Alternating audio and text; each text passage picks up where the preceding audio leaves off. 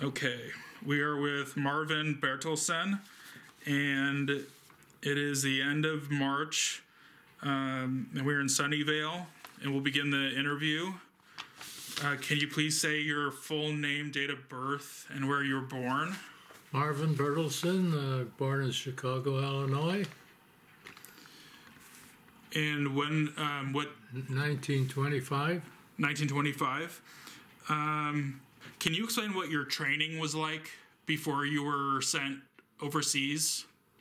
Well, I was trained in Fort Bragg, a basic training, and then I went to Abilene, Texas, and with the 12th Armored Division, and trained in artillery, and we directed the artillery shells on the target. How long was your training for? Oh, it was for a few weeks. Okay, so before you went to Europe, you spent how many weeks was in training? Only several weeks? Yeah. Okay. And then how old were you when you went? Were you 18 when you went? 19. 19? Got on board ship on my 19th birthday. Oh. The Tasker H. Bliss. And we went overseas in a huge convoy and zigzagged across the Atlantic because there were still possible U-boats around. Did you see any U-boats or no? And then what was the date that you headed out towards? I'm sure you went to England first, and Right. then you went to France. Right. And so the date that you went from England to France, do you remember? Not quite sure. Our unit separated from the division, and we were assigned near Fort Bale, France, to watch the Channel Islands because there were several thousand Nazi soldiers out there. And they'd come in on their boats and raid the Red Ball Highway, which is trucks armed with supplies and all sorts of things. Of course, they had nothing to eat out there. I doubt if there was a live chicken or anything on the islands. What were your thoughts when you were going to Europe? I mean, the war and everything. What were you thinking? I don't know. Nothing much. Doing my duty. And then what were your thoughts about the Nazi government and Hitler when you were heading over or before? I had no thoughts of it. Did you hear about the war in America? I'm sure you heard about. Did you follow the war and everything that was going on in Europe? Not really, I don't think. All right. So you were in the 12th Armored Division, also known as the Hellcat Division, or the Suicide Division, or Mystery Division. We're called the Mystery Division because we were part of the 7th Army, and Patton wanted to spearhead the race to the Rhine, so he picked our division, and so not to let the enemy know that we left the 7th Army with only one other armored division. They were called the Mystery Division, and Stars and Stripes didn't mention our 12th Armored at all. Did you ever see Patton or meet him? No. Old Blood and Guts? Yeah, Old Blood and Guts. So when you were in Europe, your primary, what weapons did you have? Oh, we had 105 howitzers mounted on an open tank. And I was in a half track next to the driver. Okay. And for your weapons, did you have like the M1 Garand rifle, or No, did you have a Thompson submachine gun? no, I had a smaller rifle, from what I remember. Okay. Did you ever shoot the grease gun or see those being used? Yeah, I saw them. Did you have like a sidearm, like No, no sidearm, a 19? Okay. And have you ever thrown one of the MK1 grenades? no, I No. don't think so. Did you use any larger automatic rifles? No, Okay. I did. In the half track, we had a 50 caliber machine gun. Okay. Did you shoot that? Yeah, Okay. What were your thoughts on that weapon? Do you think it was good? Yeah. A good weapon? And can you explain? So you were in France, and then what were the villages that you went through, and fought and? well, we're in Alsace-Lorraine in Herlesheim, and Hitler decided to make a last push, and he got a couple crack divisions to spearhead that drive, and we were green. We were just on the line for a few days or weeks, and they made that thrust, but we held our line and didn't give in, although we lost half a division to killed, wounded, or captured. So we were declared unfit for battle, and we went to Strasbourg for R&R and pick up some replacements. I heard that in the 12th Armored Division, was it like the largest amount of integrated African American soldiers? I'm not sure. Maybe we had one little troop of African Americans. Okay. Did you ever fight in the villages of Rittershofen or Hatten? No, I don't think so. Okay, because I was reading about the 12th Armored Division. I guess they had it was like one of their biggest battles, I guess, was in Rittershofen or another village called Hatten. And so on your uniform, was this like did you have that on your, Yeah. I have to show the camera. So that was on your sleeve. And did you receive any medals or anything like that? Yeah, I got the Bronze Star, I guess, or something. Okay. And can you describe your uniform? Or is it just this? It's the regular. Yeah. Okay. So Marvin is young during the war. What year was this picture taken? Probably maybe after the war. Okay. And so you were in, was it C Company, 493rd? Well, C Battery. Or C Battery? Companies for the infantry and batteries for the artillery. Okay. And so so you used artillery, and can you sort of describe your experiences and what you did with those? Well, in order to direct the artillery fire, you had to be up high someplace. And we'd usually go to a church steeple, which was the worst place to go because we went in one, and then some more guys came up from another battery, and all of a sudden, shoo, an 88 shell went by. I guess the Germans saw all the activity and they shot a shell at us. And so you directed artillery pieces. Yeah. And then so throughout your whole time in Europe, you moved from location to location Sure. doing that.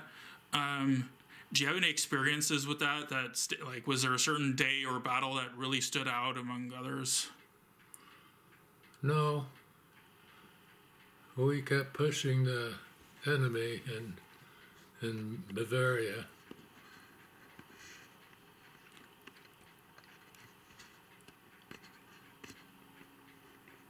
Okay, yeah. So, and how long were you in Bavaria? Well, till 46. 46. Okay, let me...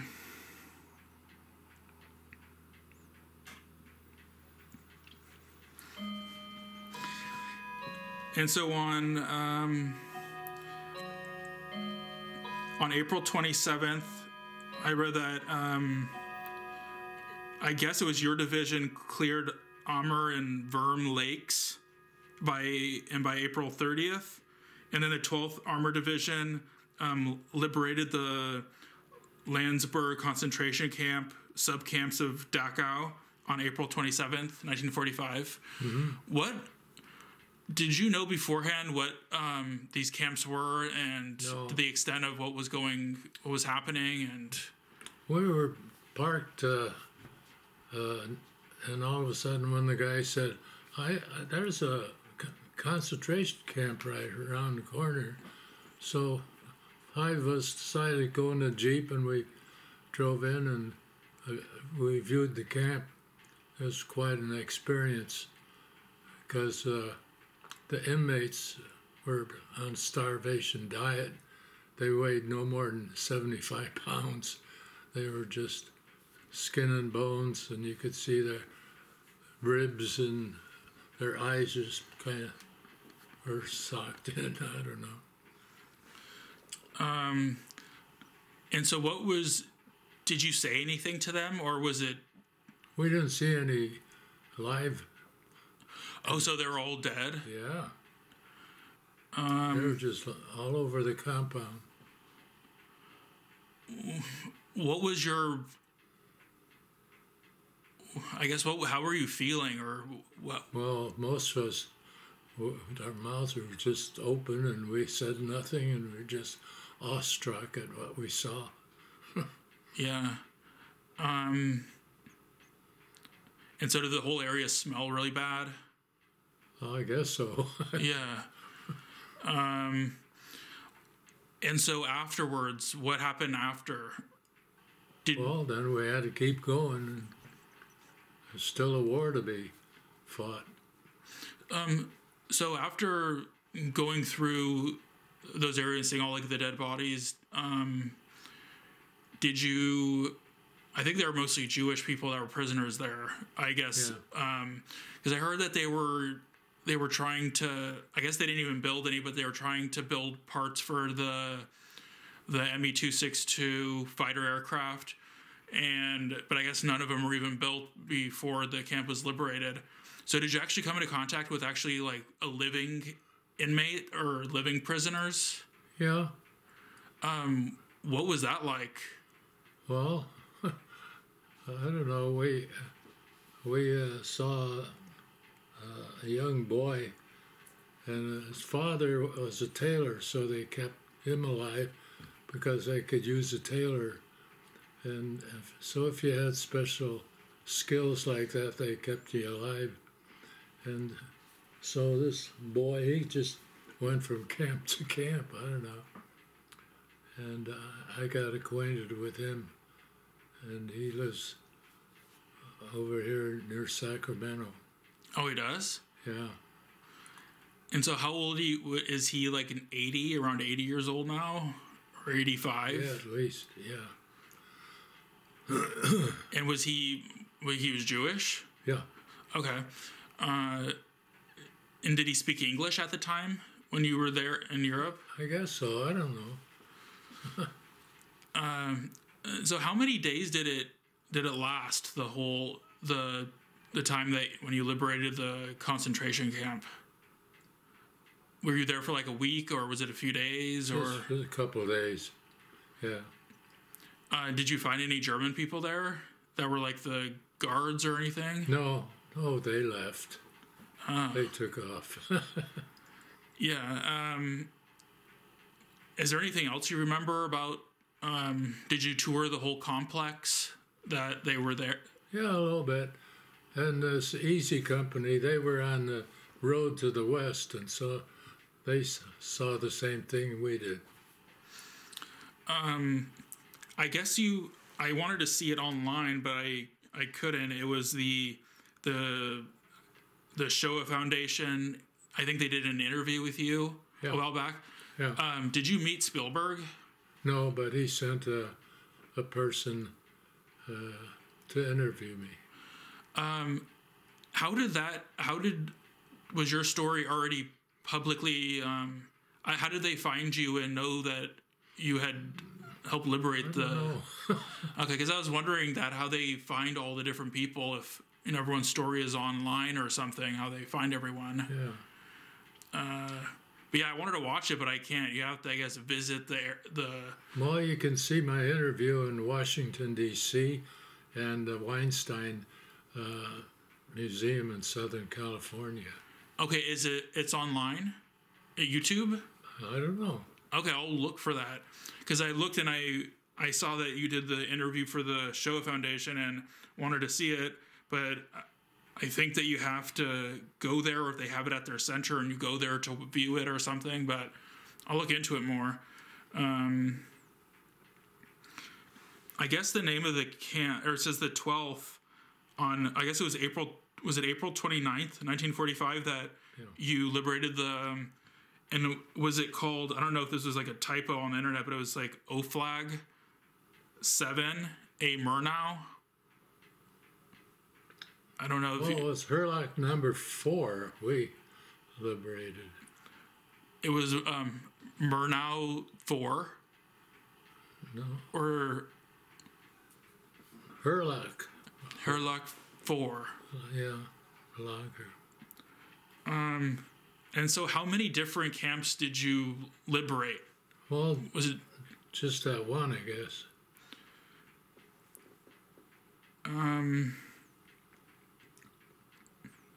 We did come across one at Kitzingen, and some of our guys that were captured in Hildesheim were part of that group, and they were happy to see us. They said food was so bad we had to eat weeds.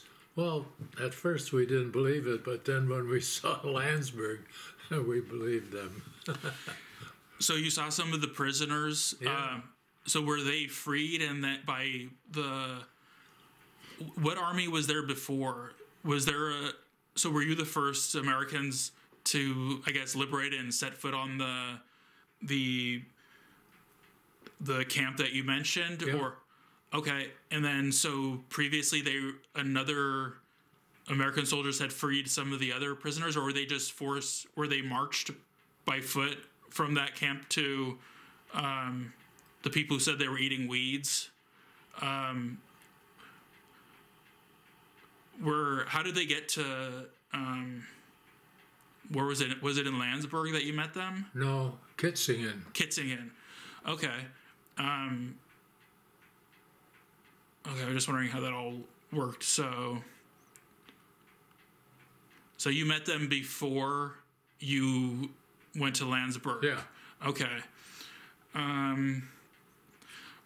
What were the German people like that you encountered? Did you encounter or have any fights in any of the cities with them, or? Yeah, they were very cordial. Yeah.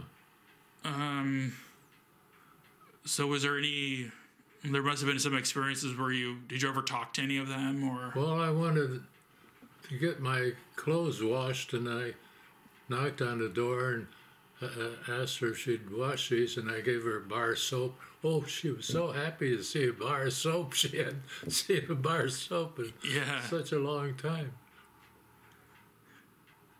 Was there, and what were the name of some of the villages, German villages that you were? Oh, I don't know.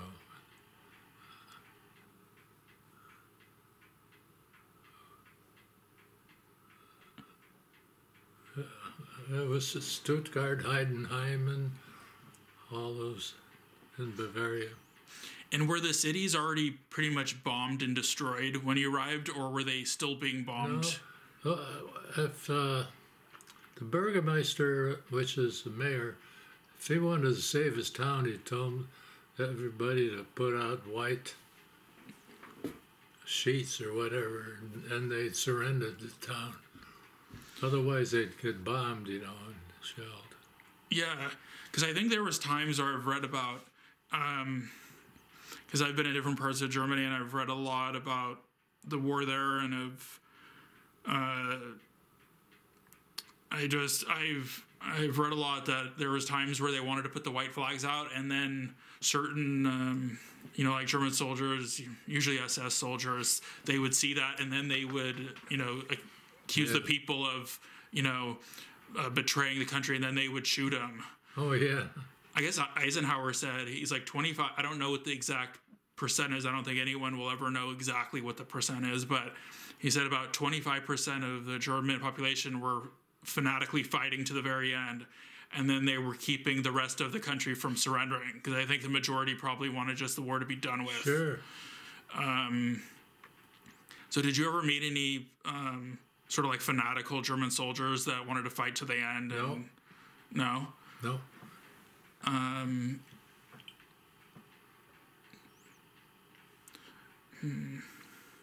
Did you take part in the battle for Castle Itter in Austria? No, we weren't part of that, but some of our troops were, yeah. And so, it was a strange battle, I guess, where the Americans were fighting with the Wehrmacht German soldiers, fighting against these SS people in this castle, protecting these French, well-known French people, French prisoners.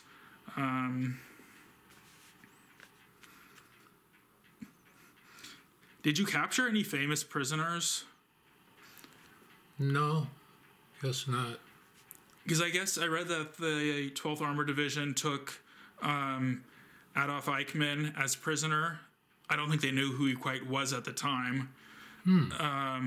They had Eichmann and also Werner von Braun, which brings us to the next question, because of the rocket scientist. And towards the end of the war, our task force was waiting for further orders to Kassel, Austria, and a Navy Jeep drove up.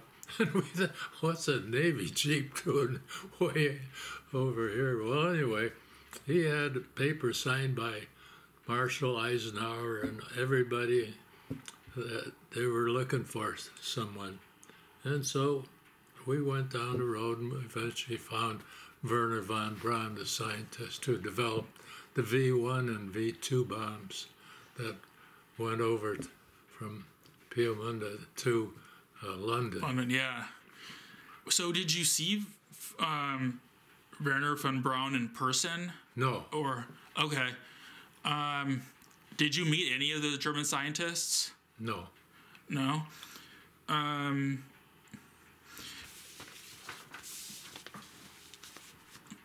was just wondering, so your commander, was your commander Major General Carlos Brewer? I guess in charge of did you meet the Major General that was in charge of the... No. No? I guess there was, it was first Carlos Brewer, then Douglas Green, and Roderick Allen. Yeah, Allen. And the last one was Brigadier General Willard Holbrook. But I guess that was in July 1945. So did you meet any of these generals? No. So at their whole entire war, was there any, I guess, famous or infamous people that you met through your time in Europe? Well, the USO show brought Jack Benny and Ingrid Bergman. Oh, really? Yeah. And I got Ingrid Bergman's signature on a $20 Swansea note. That's the only piece of paper I had. So then I spoke to her in Swedish a little bit. So are you, are you fluent in Swedish? No, more in Norwegian. So was your family you were born in Chicago, but were your parents immigrants from Yeah. Norway? My dad, Sweden, my mother, Norway. Oh, very nice. Oh, great countries. I wish all the countries in the world or the people would be like them. Yeah. They're very unique, very intelligent, very peaceful. Norway is very beautiful with their fjords. Oh yeah, I've heard a lot about them. I've been just a little tiny bit in Sweden. I was in Finland, but I really want to eventually just go and really see Denmark, Norway, and Sweden, because I have some of my family came from there, and I love the Scandinavian countries. Can you describe what was it like seeing the Benny Goodman concert in? Oh, it was fun. Yeah. What was that in 1945? Might have been, or yeah. After the war, anyway. Yeah. And where was it? Was it in? Oh, I'm not sure. Was it in Austria or Germany? Germany. Germany. So did they play all his famous songs like Moon Glow and things like that? Larry Adler, he played his harmonica. Okay. What is your favorite Benny Goodman song? Oh, I don't know. I like Glenn Miller. Glenn Miller, yeah, I like him too. I think his song "In the Mood" is one of like the most famous songs of all time. Yeah, could be. And I also heard that Americans were more concerned with Glenn Miller dying. I think, what was it? He died in 1942 over the English Channel or something. Yeah. I don't know why he let that pilot talk him into going. The weather wasn't that great. And the rest of the band came the next day, and they said, "Where's Glenn Miller?" I don't know. He hasn't come yet. Oh, yeah, that's horrible. I think it actually might have been in 1944, because I was watching this little documentary on the Battle of the Bulge, or mentioning the Battle of the Bulge, and it says that the Germans were preparing for this attack, and he said that Americans were more concerned about Glenn Miller dying than preparing for one of the biggest battles that they were going to have. Yeah. Huh. So yeah, my great uncle found the Battle of the Bulge, but I guess he never talked about anything related to the war. And I guess when he got back to it, also he had, I think it damaged his, he came back like a different person.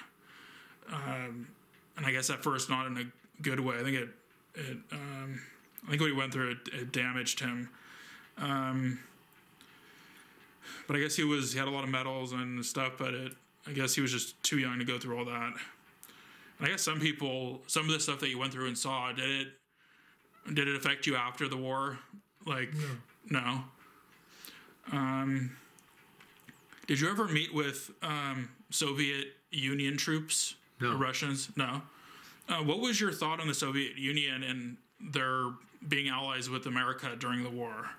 I don't know. No opinion. No opinion. And then what other armies did you, meet with, or did you meet with other Canadian soldiers or English soldiers? No. No. Have you ever taken part in like marches or anything like that? Like with John Philip Sosa, the military marches. Were you ever part of a parade or anything in the military? No. Do you like John Philip Sosa's marches? Oh, yeah. Yeah, I love his marches. Did you listen to him at all over there in Europe? No, I don't think I heard him. What type of music what was the music that you listened to at that time? Well, the BBC, I listened to that, and they would play a lot of music. Okay, and what was your favorite musician or band leader or? Glenn Miller. Glenn Miller, yeah. And your favorite song? Polka Dots and Moonbeams. Okay. And what was your rank when you finished Corporal. corporal?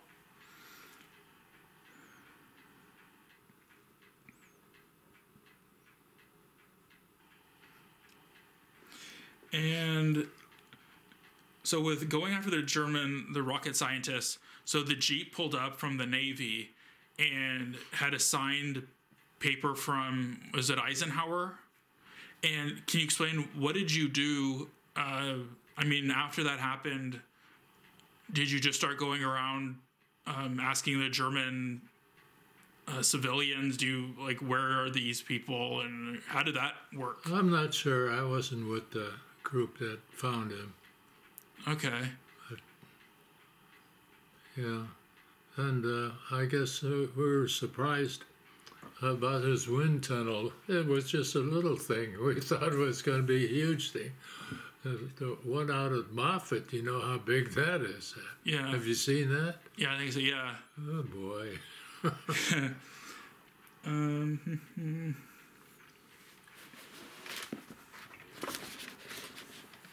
Is this the book that you wrote? Yeah. Can I buy a copy? Do you have an extra copy that I can purchase? Yeah, I guess you could buy this one if you want. Okay.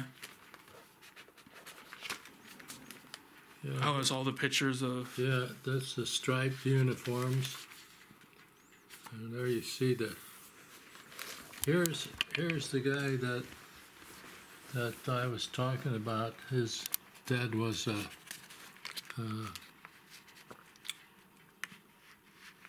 Bernie Marks. Oh, these are... yeah, Bernie Marks, yeah. did you take all these pictures? No, Or... he took some of them, and I don't know, I just got some of them. Here he is again with his dad. And then... so did you go to Landsberg prison as well? I guess picture here there was... So was this in... Did you go and see that? The Landsberg prison? Well, yeah, but I don't... That was different, I don't know. And this is about all that's left. When's the last time you've been... Have you been to Germany since the war? Oh, yeah. Quite a few times.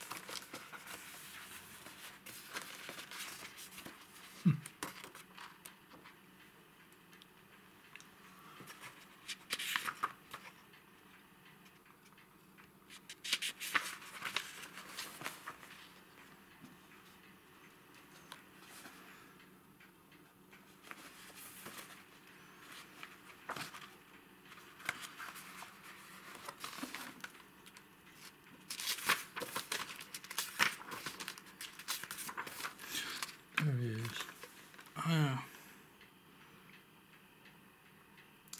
Yeah, I know he's sort of, I guess, considered a controversial figure. Well, I mean, because he played such a huge, important role in, our rocket, or going to the moon and everything. But he had sort of like a background with using slave labor in the camps. But he sort of admitted that. Wait, so that's... Here's her. What was Ingrid Bergman like? Oh, she was a natural beauty. Yeah. Yeah, she didn't need makeup. This is where we stayed at the end of the war. In Tannhausen? Yeah. Were you ever in Munich? Well, we drove through Munich. That's about all. We didn't stay there. Did you meet Marlene Dietrich? No. And so the whole book, the title of the book... Yeah, I have it from World War II, from a half-track and a piano bench. That's where I spent most of the time. Whenever I come to a town, which of course was empty, I'd hunt up a piano and I'd play. Who's your favorite composer? I mean, for our piano... Oh, I don't know. piano player. And so, did you write this whole book you wrote by yourself? Yeah. Cool. There I am. That's our church basketball team. When you were younger, do you remember hearing Franklin Roosevelt on the radio? Yeah. What were your thoughts on Franklin Roosevelt? Oh, he was a good president. What was your reaction when you heard that he had died? I don't know. I guess that's how it goes. Here's our open tank, 105 ounce. Oh, wait. So, and you rode on this type of tank? No, I rode in a half track. Oh yeah, the half track. Do you have pictures of you in the half track? No, I don't think so. I was at Fort Sill for a while. That was quite a place.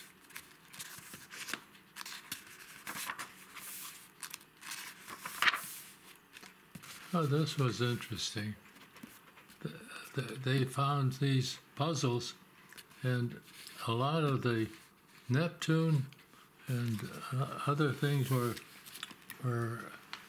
classified material. And they were wondering, gee, how come they saw Mulberry, Yeah. Utah? Huh. Oh, I think have heard about this. Yeah, Mulberry, Omaha. I thought, geez, somebody spread the news. Here's a little museum. So, when you went from England to France, did you take? Where was your where did you disembark? Was it right at Omaha Beach, Normandy? Normandy. Yeah. We were on the LST. Yeah, I visited Normandy, and the beach actually is a lot more narrow than I from watching the movies or whatever. The beach looks so large, but it's not like at least the area I saw. Uh-huh. It didn't seem like it was very wide, but anyways, what was your? Did you interact with German soldiers at all? No. Did you see a lot of them? Well, only the ones that were the Wehrmacht, the regular soldiers. They had enough fighting, and they were waiting for us to come into town. They were ready to surrender. So if the German soldiers were in the Wehrmacht and they were fighting, would you consider them Nazis or? They were drafted. Yeah. So when you think of a Nazi, you think of SS. SS. Did you ever see SS soldiers? No. No.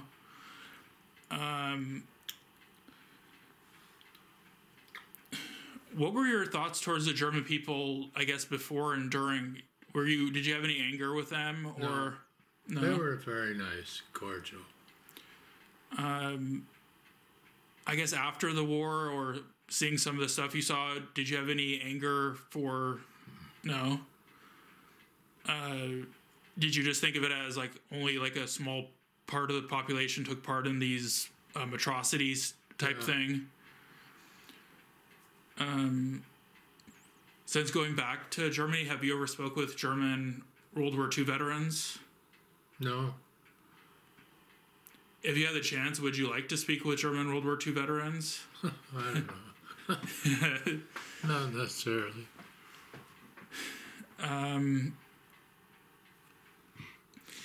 So in your opinion, the average German soldier wasn't that bad. It was more of the SS and the higher leadership of the Nazi Party type thing.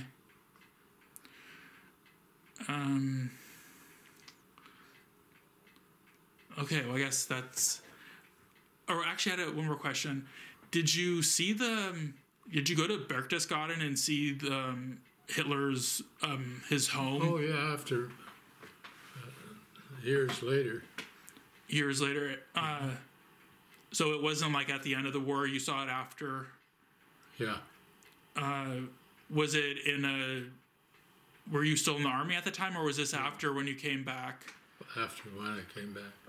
We vacationed. We went to Norway and Germany and all the way down there. And so when you went to see it again, was it still there, or was it bombed and destroyed? No, it was there. Okay. I don't know. Was it ever bombed? I think it was bombed, but it was still there. And then a lot of the Americans went, and then they would take like souvenirs and artifacts, and then I guess in 1950, in the early to mid 1950s, I think the American government and I don't know if Eisenhower, but they said, this should be bombed so it's not become like a shrine or anything. That Germans can go back and go to this house. So I guess it was bombed and demolished. But so when you were there, maybe that's the. I didn't hear about it being demolished. Yeah, because there's two houses. There's this thing called the Kelstein House, where you take this elevator all the way to the top. Yeah. Did you see that? Yeah. Okay, yeah, that's still there. But then Hitler's own private house that he had was bombed, but it was still really there, and then it was completely destroyed, I think, in the 1950s. So I don't know if maybe that's if you went to that one. Do you remember what year it was that you went and visited his house? 50s. Okay, it still could have been there because I think it was torn down in the mid 50s or maybe 53 or 54. But it could be like a big tourist attraction for all the army. They would go look at it and then take pictures or take stuff from there, like souvenirs.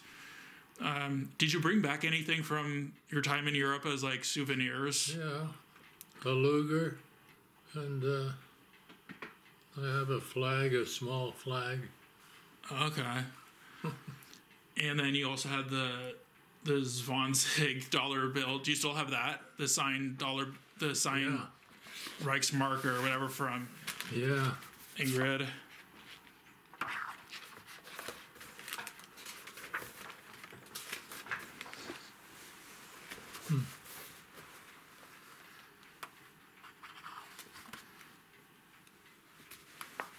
Yeah, here's where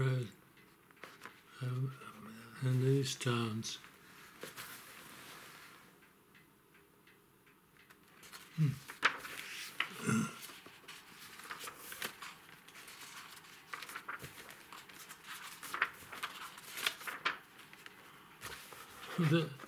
I went in this town. We kicked out all the people and we took over a whole block. And then in '66, I went to visit. And, he was so happy to see me for some reason. And he went and had some cognac. Yeah, here's the. Yeah, that's the Kelstein. That's still there. But I guess it's his other home that was bombed and destroyed. Have you ever seen a major a bombing raid? Have you ever witnessed one? No. No. Have you seen them all flying over all the flying fortress? All flying fortresses going over in a huge. No. No. Yeah. Okay, I think we'll be good. Yeah, I have this book, I guess. You could have that one. Well, I also wanted to give you. Because I was in Europe. I was in Europe interviewing World War II veterans, and I actually was in a lot of countries, and I was in Russia, in Ukraine. I even went to Germany, and it was sort of weird because I met some German soldiers that fought in France, and I was thinking. Because my great uncle fought in the Battle of the Bulge, and some fought in France and Belgium and other things. And I was like wondering if they actually were fighting against my great uncle back like 75 years ago. But I got this from Potsdam. This whole thing for you. And that was at the end of where Franklin Roosevelt was dead. But I think that was in I got it at the house. Have you seen pictures of that house? It's like it's a German. It's not like a castle or anything, but it's it's like a palace, and they used it with Truman, Churchill, and Stalin met there, and they basically just talked about the dividing Germany up and everyone's sphere of influence in Germany. And I think it was called Sicilian Hof, but that's for you. I got this in. I was there. Yeah, this for you, and also the candy for you. Thank you. How much will you sell this for? 45. Okay. Is there any you can sign it for me? Sure. All right.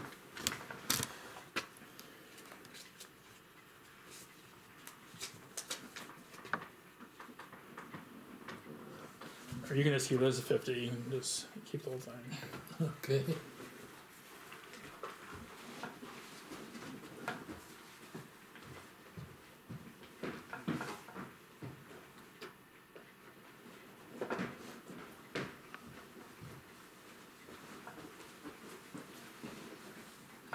Oh yeah, thank you. I was looking for my pen.